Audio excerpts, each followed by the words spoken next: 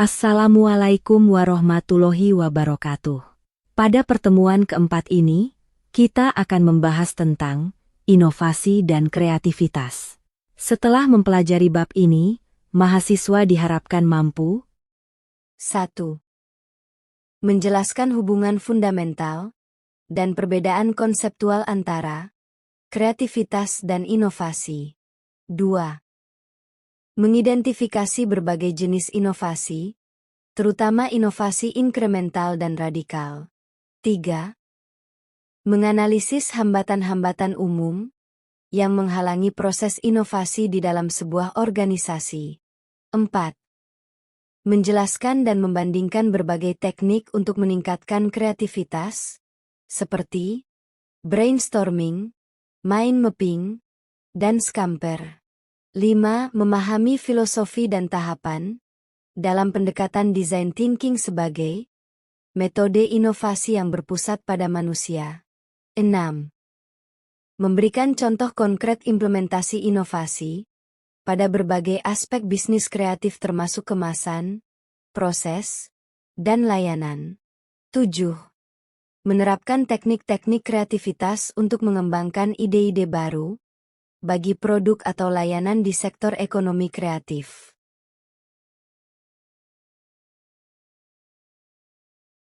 Pernahkah Anda berpikir, mengapa beberapa perusahaan mampu terus-menerus melahirkan produk yang mengubah pasar, sementara yang lain perlahan-lahan menjadi usang dan terlupakan? Jawabannya terletak pada dua kata yang seringkali digunakan secara bergantian namun memiliki makna yang berbeda secara krusial, yaitu kreativitas dan inovasi. Jika ekonomi kreatif adalah sebuah mesin, maka kreativitas adalah percikan api yang menyalakannya. Dan inovasi adalah mekanisme rumit yang mengubah percikan itu menjadi tenaga penggerak yang kuat dan berkelanjutan. Tanpa kreativitas, tidak ada ide baru. Tanpa inovasi, ide-ide tersebut tidak akan pernah menjadi kenyataan yang bernilai. Pembahasan akan dimulai dengan mengurai hubungan simbiosis antara inovasi dan kreativitas. Kita akan memperjelas bahwa kreativitas adalah bahan baku esensial bagi inovasi. Hubungan antara inovasi dan kreativitas sering digambarkan sebagai hubungan antara benih dan tanaman.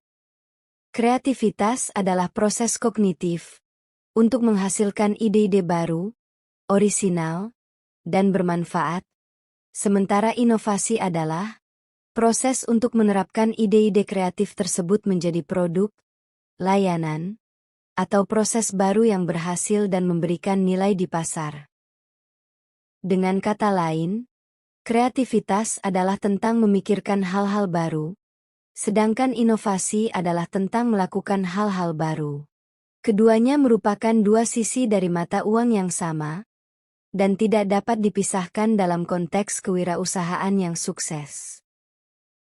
Semua inovasi harus dimulai dengan sebuah ide kreatif. Ide ini bisa muncul dari pengamatan terhadap hal-hal berikut, seperti masalah yang belum terpecahkan, identifikasi kebutuhan pelanggan yang belum terpenuhi, atau imajinasi untuk menciptakan pengalaman yang sama sekali baru. Tanpa adanya aliran ide-ide segar, sebuah organisasi akan kehabisan bahan bakar untuk berinovasi. Namun, memiliki banyak ide kreatif saja tidak cukup. Tantangan sebenarnya, dan di mana peran inovasi dimulai, adalah dalam proses menyaring, mengembangkan, menguji, dan mengomersialkan ide-ide tersebut. Proses inovasi melibatkan pengelolaan sumber daya, pengambilan risiko, dan eksekusi strategis. Contohnya sebuah ide untuk aplikasi seluler yang revolusioner harus diikuti dengan serangkaian tindakan seperti pengkodean, desain antarmuka pengguna, riset pasar, strategi pemasaran, dan pembangunan model bisnis yang berkelanjutan atau inovasi. Karena hal inilah, banyak organisasi memiliki banyak individu yang kreatif, tetapi gagal dalam berinovasi karena mereka tidak memiliki proses, budaya, atau sumber daya untuk mengubah ide-ide tersebut menjadi kenyataan. Perbedaan kunci lainnya terletak pada pengukuran. Kreativitas seringkali sulit diukur secara objektif dan bersifat subjektif. Sebaliknya, inovasi memiliki metrik keberhasilan yang lebih jelas, seperti pangsa pasar, pendapatan, tingkat adopsi oleh pelanggan, atau peningkatan efisiensi. Inovasi yang berhasil adalah inovasi yang diadopsi dan menciptakan dampak, baik itu dampak ekonomi, sosial, maupun teknologi. Dalam konteks ekonomi kreatif, hubungan ini menjadi semakin erat. Produk dan layanan kreatif seringkali merupakan inovasi itu sendiri, di mana kebaruan dan orisinalitas ide, kreativitas, menjadi proposisi nilai utamanya. Contohnya, sebuah film dengan alur cerita yang belum pernah ada sebelumnya, adalah produk dari kreativitas, berupa penulisan naskah, dan inovasi, dalam hal ini adalah proses produksi dan distribusi hingga sampai ke penonton. Oleh karena itu, seorang wirausahawan kreatif harus mampu berperan ganda. Mereka harus menjadi seorang kreator, yang mampu menghasilkan ide-ide orisinal, sekaligus menjadi seorang inovator yang mampu mengubah ide-ide tersebut menjadi bisnis yang layak. Ini menuntut kemampuan untuk berpikir secara divergen, atau menghasilkan banyak kemungkinan ide, dan konvergen atau memilih dan mengembangkan ide terbaik secara sistematis.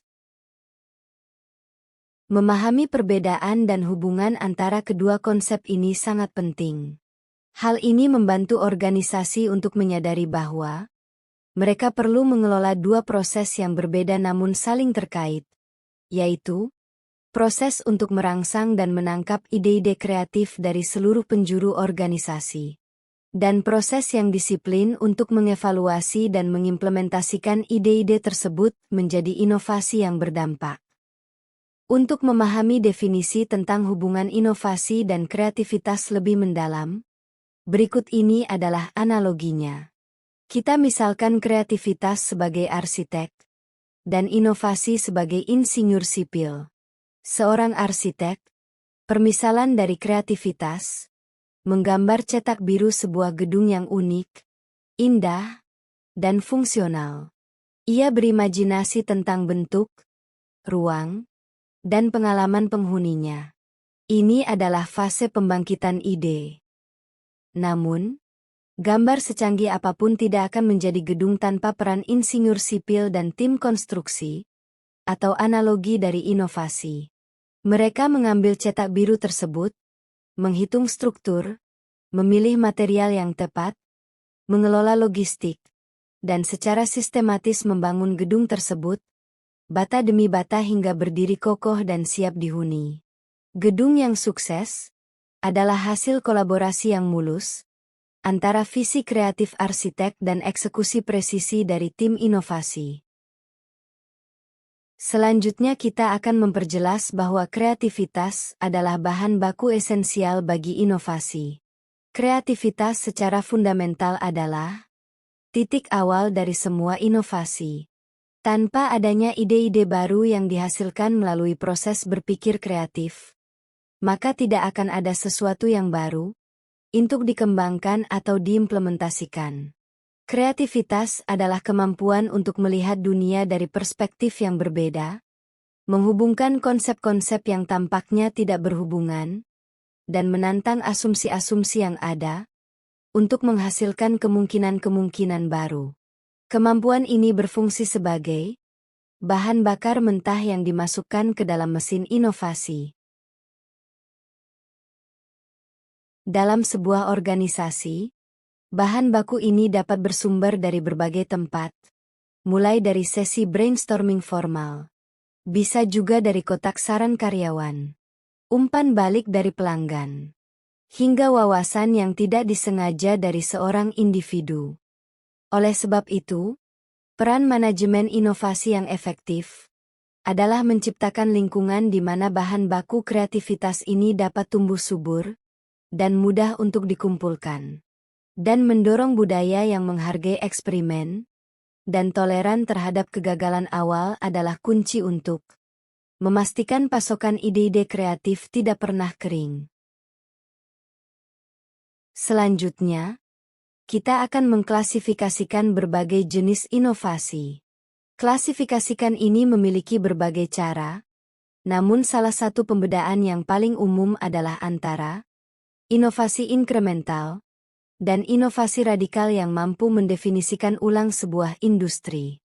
Inovasi inkremental merujuk pada perbaikan kecil dan berkelanjutan terhadap produk, layanan, atau proses yang sudah ada. Inovasi ini berisiko rendah dan berfokus pada peningkatan efisiensi, kualitas, atau penambahan fitur minor. Berikut contoh dari inovasi inkremental. Pada perilisan model ponsel pintar baru setiap tahun, dengan kamera yang sedikit lebih baik atau prosesor yang sedikit lebih cepat. Inovasi inkremental penting untuk menjaga daya saing dalam jangka pendek. Kemudian sebaliknya, inovasi radikal atau disruptif melibatkan penciptaan produk, layanan, atau model bisnis yang sama sekali baru, yang seringkali membuat teknologi atau cara-cara lama menjadi usang. Inovasi ini berisiko tinggi, namun berpotensi memberikan imbal hasil yang sangat besar, dan dapat menciptakan pasar yang baru. Contoh dari inovasi radikal adalah penemuan internet, atau peralihan dari kamera film ke kamera digital. Perusahaan yang sukses dalam jangka panjang seringkali perlu menyeimbangkan portofolio mereka, melakukan inovasi inkremental pada bisnis inti mereka, sambil tetap mengeksplorasi peluang untuk inovasi radikal. Selanjutnya kita akan mengenal tentang apa saja hambatan dalam berinovasi di organisasi. Meskipun penting, menumbuhkan inovasi dalam organisasi sangatlah sulit karena berbagai hambatan. Berikut ini 4 macam hambatan dalam berinovasi di organisasi. Salah satu hambatan terbesar adalah budaya organisasi yang menolak risiko. Banyak perusahaan, terutama yang sudah besar dan sukses, cenderung berfokus pada efisiensi dan prediktabilitas, sehingga mereka secara tidak sengaja menghukum kegagalan, yang merupakan bagian tak terpisahkan dari proses eksplorasi inovatif. Karyawan menjadi takut untuk mencoba hal-hal baru, karena khawatir akan dampaknya terhadap karir mereka, jika ide tersebut tidak berhasil.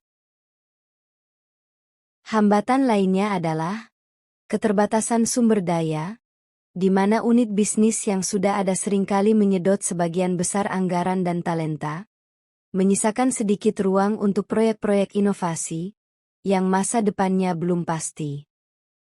Selanjutnya struktur organisasi yang kaku dan birokratis juga dapat memperlambat proses pengambilan keputusan, dan menghalangi kolaborasi lintas departemen yang seringkali diperlukan untuk inovasi. Terakhir, fokus yang berlebihan pada kebutuhan pelanggan saat ini dapat menyebabkan perusahaan gagal melihat perubahan tren pasar yang lebih besar, sebuah fenomena yang dikenal sebagai dilema inovator atau innovators dilemma. Selanjutnya kita akan menjelajahi serangkaian teknik dan metode praktis yang telah teruji untuk meningkatkan kemampuan berpikir kreatif. Banyak orang keliru mempercayai bahwa kreativitas adalah bakat magis yang diturunkan sejak lahir. Kenyataannya, kreativitas lebih menyerupai otot daripada anugerah. Ia dapat dilatih, dikembangkan, dan diperkuat melalui penggunaan teknik dan metode yang sistematis. Menerapkan teknik-teknik ini memungkinkan individu dan tim untuk keluar dari pola pikir rutin mereka, menantang asumsi yang tidak disadari, dan menghasilkan ide-ide dalam kuantitas dan kualitas yang lebih tinggi. Berikut ini teknik meningkatkan kreativitas Di antaranya adalah 1. Metode brainstorming dan mind mapping. 2. Pendekatan design thinking. 3. Teknik Scamper untuk pengembangan produk. Menguasai alat-alat bantu ini adalah langkah praktis pertama untuk mengubah niat berinovasi menjadi kemampuan yang nyata. Penting untuk dipahami bahwa tidak ada satu teknik pun yang sempurna untuk semua situasi. Pemilihan teknik yang tepat bergantung pada sifat masalah, tahap proses kreatif, dan budaya tim. Wirausahawan yang efektif adalah mereka yang memiliki kotak peralatan, mental yang berisi berbagai teknik kreativitas, dan tahu kapan harus menggunakan setiap alat untuk pekerjaan yang tepat. Berikut ini adalah analogi tentang teknik meningkatkan kreativitas, yang dianalogikan sebagai kotak peralatan kreativitas. Seorang tukang kayu tidak hanya menggunakan palu untuk semua pekerjaan. Ia memiliki gergaji untuk memotong, amplas untuk menghaluskan, dan meteran untuk mengukur material bahan. Demikian pula, seorang wirausahawan inovatif memiliki kotak peralatan kreativitas. Brainstorming adalah gergaji mesin untuk memotong ide-ide kasar dalam jumlah besar. Dan mind mapping adalah sketsa untuk merencanakan hubungan antar bagian. Design thinking adalah cetak biru lengkap yang memandu seluruh proyek dari fondasi hingga atap.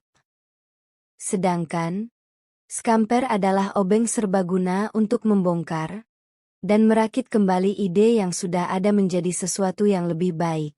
Mengetahui alat mana yang harus diambil dari kotak adalah inti dari keahlian kreatif. Langsung saja kita bedah satu persatu definisi dari metode brainstorming dan mind mapping. Brainstorming adalah teknik kreativitas kelompok yang paling klasik dan dikenal luas, dikembangkan oleh Alex Osborne. Tujuannya adalah untuk menghasilkan sejumlah besar ide dalam waktu singkat, dengan menangguhkan penilaian. Teknik ini sangat berguna di fase awal proses kreatif, ketika eksplorasi adalah tujuannya. Kunci keberhasilannya adalah menunda kritik dan mendorong ide-ide yang paling liar sekalipun. Berikut ini 4 aturan dasar dalam brainstorming. Di antaranya adalah 1. Tunda kritik. Tidak ada ide yang boleh dikritik atau dievaluasi selama sesi berlangsung. Aturan yang kedua adalah dorong ide liar. Ide-ide yang tidak biasa, ekstrim, atau tampaknya tidak mungkin seringkali menjadi titik awal bagi solusi inovatif. Aturan yang ketiga, fokus pada kuantitas. Hasilkan sebanyak mungkin ide. Semakin banyak ide, semakin tinggi kemungkinan menemukan beberapa ide cemerlang. Aturan yang terakhir yaitu, bangun di atas ide orang lain, dengarkan ide-ide anggota lain, dan cari cara untuk menggabungkan atau memperbaikinya.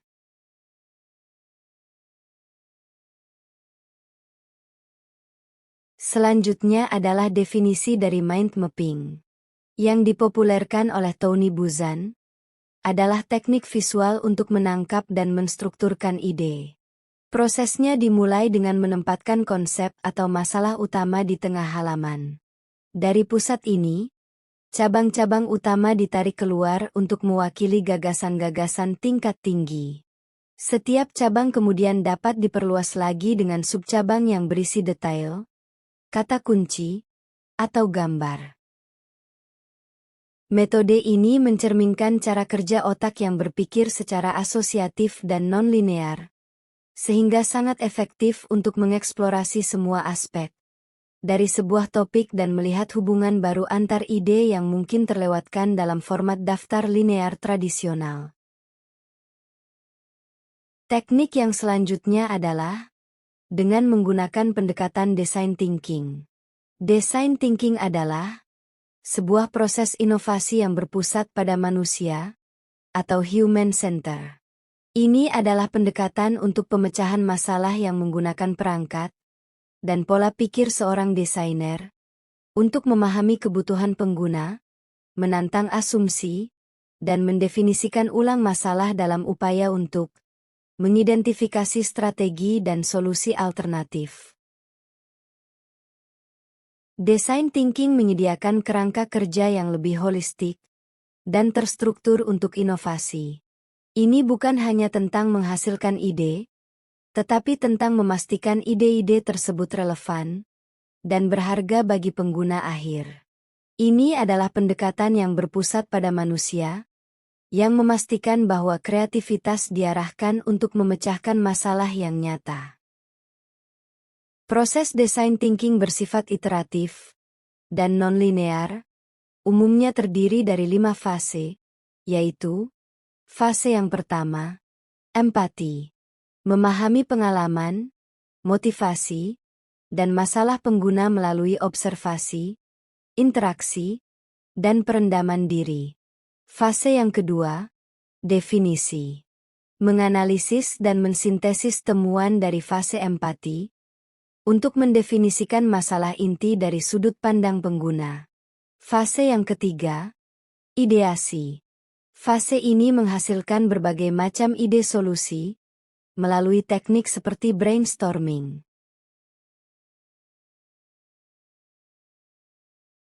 Fase selanjutnya adalah prototype. Fase ini membuat versi produk atau solusi yang diperkecil dan tidak mahal untuk diuji. Tujuannya bukan untuk membuat produk jadi, melainkan untuk menguji asumsi dan belajar lebih banyak tentang masalah dan solusi.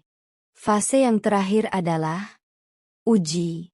Di fase ini kita akan menguji prototipe dengan pengguna nyata untuk mendapatkan umpan balik. Hasil dari fase pengujian ini seringkali digunakan untuk mendefinisikan ulang masalah atau untuk menginformasikan ide-ide baru. Sehingga proses ini berputar kembali ke fase-fase sebelumnya. Teknik yang terakhir adalah teknik Scamper untuk pengembangan produk. Scamper adalah sebuah teknik yang menggunakan serangkaian pertanyaan pemicu untuk membantu mengembangkan atau memperbaiki produk atau layanan yang sudah ada. Scamper berfungsi sebagai alat bantu pemikiran lateral yang lebih terstruktur. Scamper adalah akronim dari serangkaian kata kerja yang bertindak sebagai pemicu untuk melihat produk atau masalah yang ada dari berbagai sudut pandang baru. Akronim-akronim tersebut adalah huruf S, mewakili substitut yang artinya mengganti. Huruf C, mewakili combine yang artinya menggabungkan. Huruf A, mewakili adapt yang artinya menyesuaikan. Selanjutnya huruf M, mewakili modify yang artinya memodifikasi. Lalu huruf P, mewakili put to another use, yang artinya gunakan untuk tujuan lain. Huruf E, mewakili eliminate yang artinya menghilangkan. Terakhir huruf R, mewakili reverse atau rearrange, yang artinya membalik atau menyusun ulang. Teknik ini sangat berguna untuk inovasi inkremental, atau untuk menemukan cara-cara baru dalam menggunakan sumber daya yang sudah ada. Berikut ini pengertian lebih rinci tentang masing-masing akronim Scamper. Pada huruf S atau substitut adalah komponen, material, atau proses apa yang bisa diganti. Contoh, mengganti bahan baku tas dari kulit hewan menjadi kulit jamur yang ramah lingkungan. Lalu huruf C, combine atau menggabungkan, adalah apa yang bisa digabungkan dengan produk ini. Ide atau fungsi apa yang bisa dikombinasikan? Contoh, menggabungkan fungsi ponsel dengan kamera berkualitas tinggi. Selanjutnya definisi dari akronim A, adapt atau menyesuaikan, berisi ide apa dari bidang lain yang bisa diadaptasi? Bagaimana produk ini bisa disesuaikan untuk konteks yang berbeda? Contoh, mengadaptasi model bisnis langganan dari perangkat lunak ke layanan potong rambut. Lalu akronim M, modify atau memodifikasi, berisi Apa yang bisa diubah? Ubah ukuran, bentuk, warna, atau atribut lainnya. Contoh, memodifikasi kursi biasa menjadi kursi ergonomis yang dapat disesuaikan ketinggiannya. Selanjutnya akronim P untuk put to another use atau gunakan untuk tujuan lain. Bagaimana produk ini bisa digunakan untuk tujuan lain? Siapa lagi yang bisa menjadi penggunanya? Contoh, menggunakan ban bekas sebagai bahan baku untuk membuat furnitur. Kemudian akronim E untuk eliminate atau menghilangkan. Berisi fitur, bagian, atau proses apa yang bisa dihilangkan atau disederhanakan? Contoh, menghilangkan tombol-tombol fisik pada ponsel, dan menggantinya dengan layar sentuh. Akronim yang terakhir adalah R untuk reverse yang berarti membalik, atau rearrange yang artinya menyusun ulang. Di sini akan memunculkan pertanyaan, bagaimana jika prosesnya dibalik? Apa yang terjadi jika urutan komponennya diubah? Contoh, model, beli dulu, bayar nanti, yang membalik urutan transaksi konvensional. Ide dan teknik tidak akan berarti tanpa implementasi. Berikut ini implementasi inovasi pada produk dan layanan. Setelah ide-ide kreatif dihasilkan dan disaring, langkah selanjutnya yang krusial adalah implementasi, yaitu mengubah konsep menjadi kenyataan yang bernilai. Inovasi tidak hanya terjadi pada produk inti itu sendiri, ia dapat diimplementasikan di berbagai titik dalam rantai nilai bisnis. Inovasi dapat menyentuh cara produk dikemas, proses pembuatannya, hingga model layanan yang menyertainya. Wirausahawan kreatif yang paling berhasil adalah mereka yang mampu melihat peluang inovasi di seluruh aspek bisnis mereka, bukan hanya pada karya yang mereka hasilkan. Dengan demikian, implementasi inovasi yang efektif seringkali membutuhkan pendekatan multidisiplin. Seorang desainer fashion mungkin perlu berkolaborasi dengan ahli material untuk menciptakan kain yang berkelanjutan. Lalu seorang pengembang game perlu bekerja sama dengan psikolog untuk merancang sistem penghargaan yang menarik. Kemampuan untuk mengintegrasikan berbagai keahlian dan perspektif adalah kunci untuk menerjemahkan ide-ide inovatif menjadi solusi yang fungsional, diinginkan, dan layak secara komersial. Dalam bagian ini, kita akan melihat contoh-contoh konkret bagaimana inovasi diimplementasikan dalam berbagai dimensi bisnis kreatif. Dari kemasan yang cerdas pada produk kuliner, yang mampu meningkatkan pengalaman konsumen. Inovasi proses di industri fashion, yang mendorong efisiensi dan keberlanjutan. Hingga adaptasi teknologi canggih, yang mentransformasi cara layanan jasa kreatif disampaikan kepada klien. Contoh-contoh ini akan mengilustrasikan bahwa inovasi adalah praktik yang nyata dan dapat diterapkan, bukan hanya teori abstrak.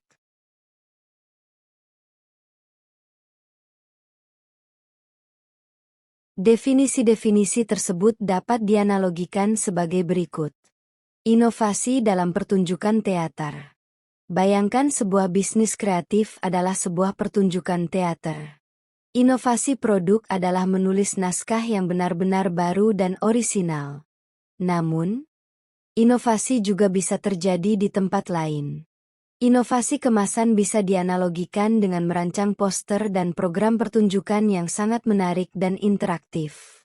Inovasi proses adalah menggunakan teknologi pencahayaan LED baru yang lebih efisien, atau sistem manajemen panggung yang canggih untuk pergantian set yang lebih cepat. Inovasi layanan adalah menciptakan sistem pemesanan tiket online yang mulus, atau menawarkan pengalaman backstage tour virtual menggunakan teknologi VR. Sebuah pertunjukan yang luar biasa tidak hanya bergantung pada naskah yang bagus, tetapi pada inovasi di semua elemen pendukungnya. Langsung saja kita bahas secara mendalam tentang inovasi kemasan pada produk kuliner. Dalam industri kuliner yang sangat kompetitif, kemasan seringkali menjadi titik kontak pertama antara konsumen dan produk, dan dapat menjadi pembeda yang signifikan. Inovasi kemasan melampaui sekadar estetika. Ia mencakup fungsionalitas, pengalaman pengguna, dan keberlanjutan. Inovasi fungsional dapat berupa desain yang memudahkan konsumen untuk membuka, menyimpan kembali, atau mengkonsumsi produk. Contoh inovasi kemasan yang sering kita temui adalah kemasan saus sachet dengan sobekan cerdas yang meminimalkan tumpahan. Inovasi pengalaman pengguna atau user experience berfokus pada bagaimana kemasan dapat meningkatkan kenikmatan produk. Ini bisa berupa kemasan yang menceritakan kisah di balik produk, atau kemasan interaktif yang menggunakan kode QR untuk menghubungkan konsumen ke resep atau konten video. Tren inovasi yang paling signifikan saat ini adalah keberlanjutan. Banyak startup kuliner yang berhasil menarik konsumen sadar lingkungan dengan menggunakan kemasan yang dapat didaur ulang, dapat terurai secara hayati atau biodegradable, bahkan dapat dimakan. Inovasi di area ini tidak hanya baik untuk planet, tetapi juga menjadi proposisi nilai yang kuat bagi merek. Inovasi selanjutnya adalah inovasi proses pada industri fashion.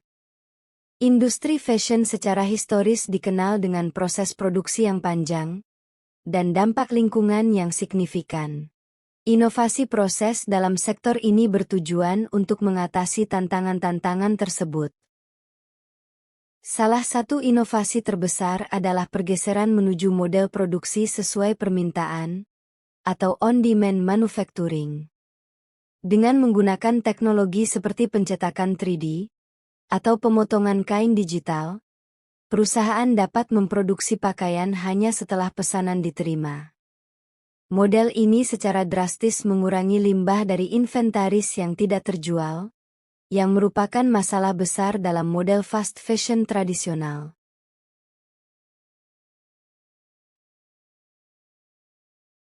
Inovasi juga terjadi dalam pengembangan material.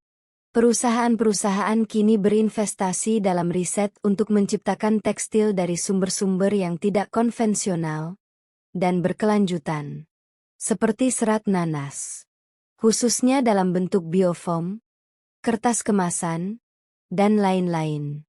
Lalu ada serat dari jamur, khususnya dari miselium atau akar jamur, hingga plastik daur ulang dari lautan.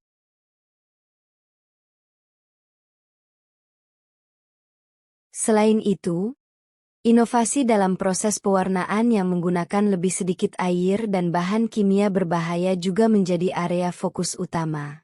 Inovasi-inovasi proses ini, meskipun seringkali tidak terlihat langsung oleh konsumen, sangat fundamental dalam membangun bisnis fashion yang lebih etis, efisien, dan berkelanjutan untuk masa depan. Inovasi yang terakhir adalah adaptasi teknologi pada layanan jasa kreatif.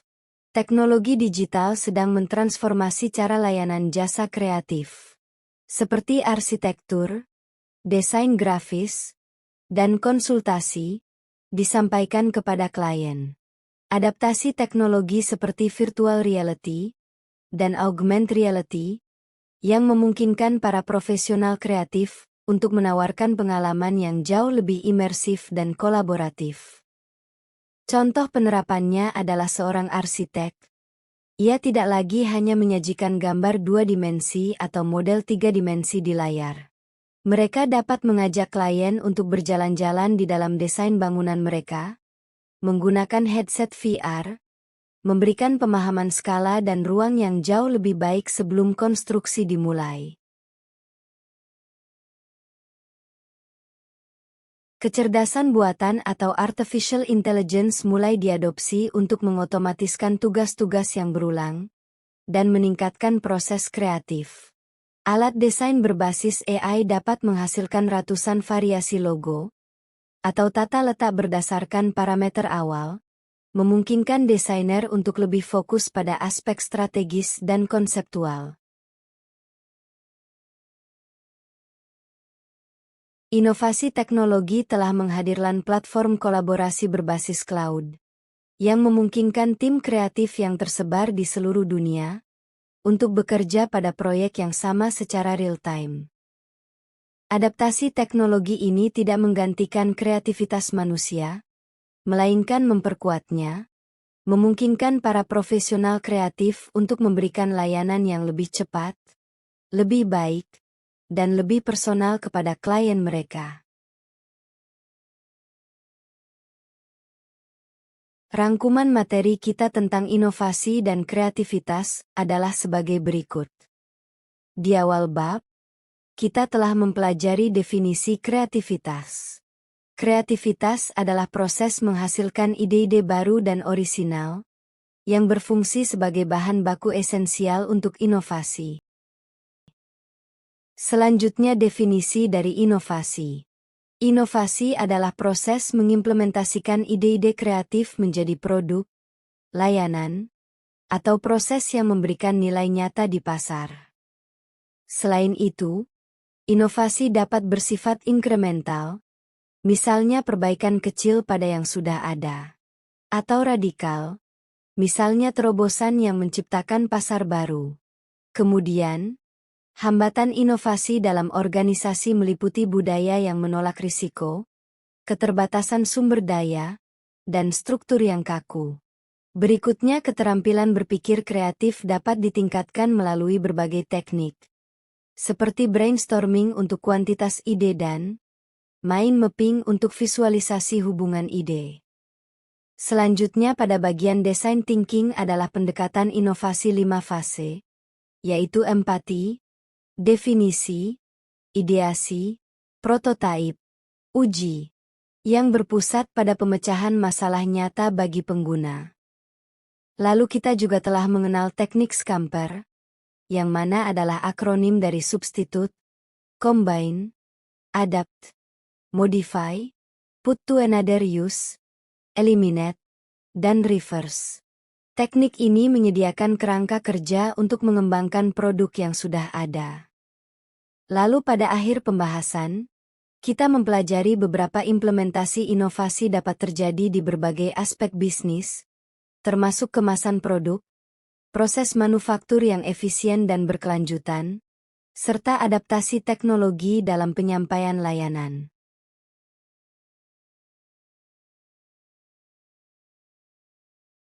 Berikut ini, Ibu telah membuatkan soal latihan esai yang dapat kalian kerjakan untuk pendalam materi pada bab ini.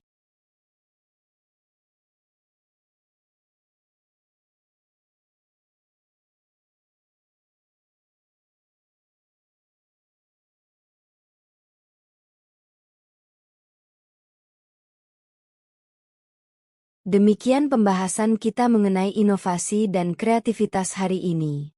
Ibu harap latihan soal dan materi yang telah dibahas dapat memberikan pemahaman yang komprehensif bagi kita semua. Teruslah untuk bertumbuh dengan kreatif.